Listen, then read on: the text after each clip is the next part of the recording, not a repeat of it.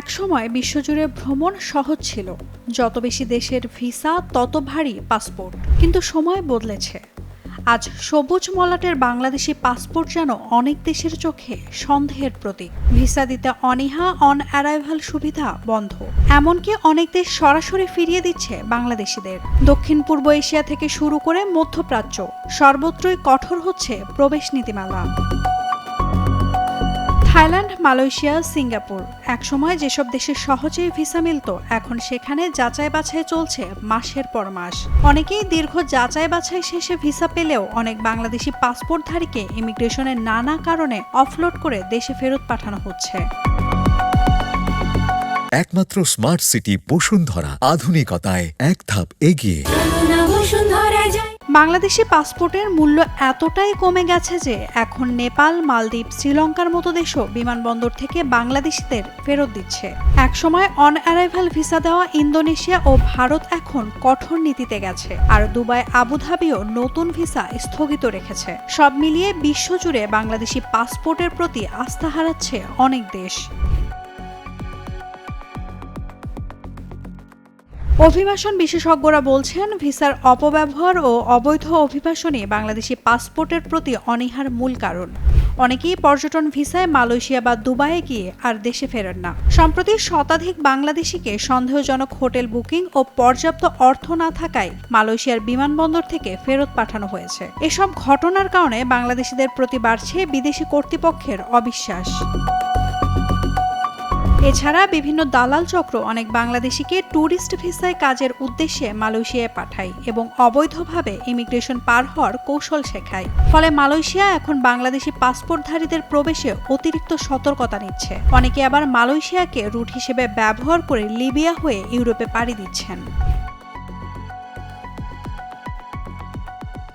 থাইল্যান্ডে বাংলাদেশিদের ভিসা পেতে এখন গড়ে ৪৫ থেকে ৫০ দিন সময় লাগছে, যেখানে আগে লাগতো ১ সপ্তাহ।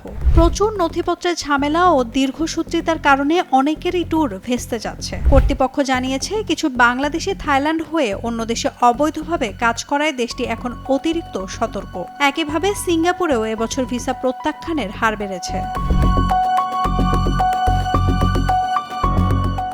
নেপাল, শ্রীলঙ্কা ও মালদ্বীপেও এখন বাংলাদেশিদের জন্য ভিসা ও প্রবেশে কঠোরতা বেড়েছে। নতুন পাসপোর্টধারীদের সন্দেহজনক মনে করে নেপাল ও শ্রীলঙ্কা ইমিগ্রেশন কর্মকর্তারা জিজ্ঞাসাবাদ করছেন। অনেকেই ভুয়া হোটেল বুকিং বা ভ্রমণ পরিকল্পনা দেখানোয় ফেরত পাঠানো হচ্ছে।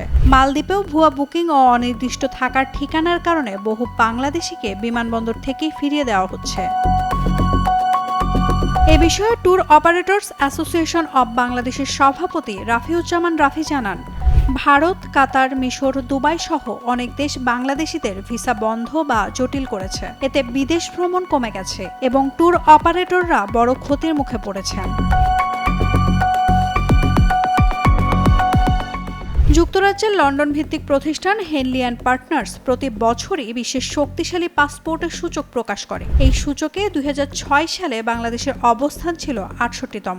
দীর্ঘ ২ দশক পর অবনতি হতে হতে বর্তমানে এর অবস্থান দাঁড়িয়েছে ৯৪-এ। তালিকায় বাংলাদেশের সঙ্গে একই অবস্থানে আছে মধ্যপ্রাচ্যের যুদ্ধবিধ্বস্ত দেশ ফিলিস্তিন ও আফ্রিকার দেশ ইরিত্রিয়া। ২০২৩ সালে এই অবস্থান আরও শোচনীয় ছিল, ১০১তম। দেশের অভ্যন্তরীণ সমস্যা, আইনশৃঙ্খলা পরিস্থিতি এবং বিশৃঙ্খলা মনোভাবের কারণে অনেক দেশের ধারণা বাংলাদেশিরা তাদের দেশে অপকর্ম করতে পারে। এতে সে দেশের সুনাম নষ্ট হওয়ার আশঙ্কা থাকে। তাই তারা বাংলাদেশি পাসপোর্ট দেখলে সতর্ক থাকে।